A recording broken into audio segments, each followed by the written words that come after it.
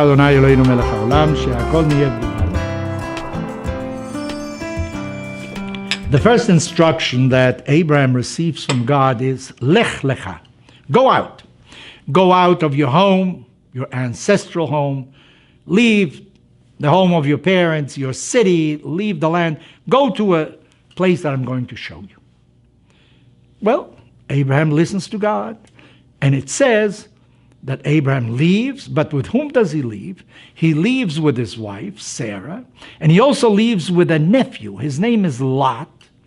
Ve'et hanefesh asher asu becharan, and the souls they made in Haran, which is the city that he had gone with his father. What is the souls that he had made? Well, it couldn't be their children, because Abraham and Sarah had great difficulty in becoming parents. So what are these souls? Well, the Talmud says, well, these are the people that Abraham and Sarah taught Torah. They taught them certain moral principles. They taught them the idea of one God. And our rabbis say in another source that Abraham converted the men and Sarah converted the women. What do you mean by converted them? Did they practice circumcision, which is necessary nowadays to become Jewish? If you want to convert into Jewish, you're a male. Well, at that time, even Abraham hadn't been commanded yet to circumcise himself. So it was only an idea that Abraham was able to convey to these people. He somehow convinced them there is only one God in this world. All the phenomena that you see about you, they have one common source. There's only one God. And here you see the great difference between Abraham and Noah.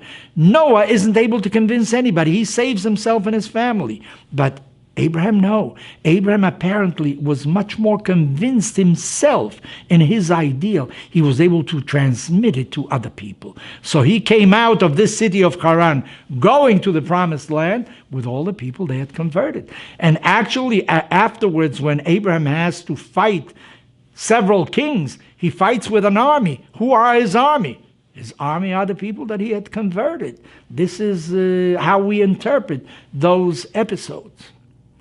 Now, what happened to these people that Abraham had converted? Surely Isaac, Yitzchak, his son, tried to continue with them. Jacob also. They somehow disappear. They're absorbed. They're no longer heard from afterwards. Well, a friend of mine, Rabbi Aaron Ziegler, says, you know why they disappear? Because all they had to do was believe in something. There's one God. But there was nothing practical they had to do. And you cannot live by ideals only. You have to have some practical things that you're going to do. Judaism believes that the notion of one God has to impel me, has to bring me to do certain things. And if I don't do these things, the ideal eventually will somehow disappear.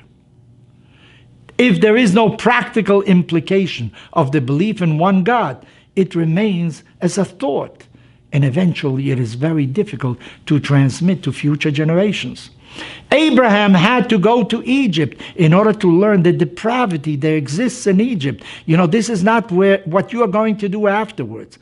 He had to hear about the destruction of Sodom and Gomorrah, Sodom and Amorah in Hebrew, and he had to have a discussion with God. How can a God that is all justice not do justice? And the belief in God has to bring about justice for human beings as well. You have to have a heart to help other people as well. If the belief in God just stays as a belief, eventually it will disappear. And maybe this is why these converts never took a hold in Judaism, because at that time the Torah had not been revealed. The 10 Commandments had not been enunciated, but yet Abraham understood that the belief in one God has to be translated in his day-to-day behavior with other human beings as well. And this is what he taught his children and his grandchildren, and somehow was not able to transmit to these people that converted to Judaism. With an ideal alone, you cannot become Jewish. Faith is essential. It is the first mover, but if it remains in faith, it is not sufficient.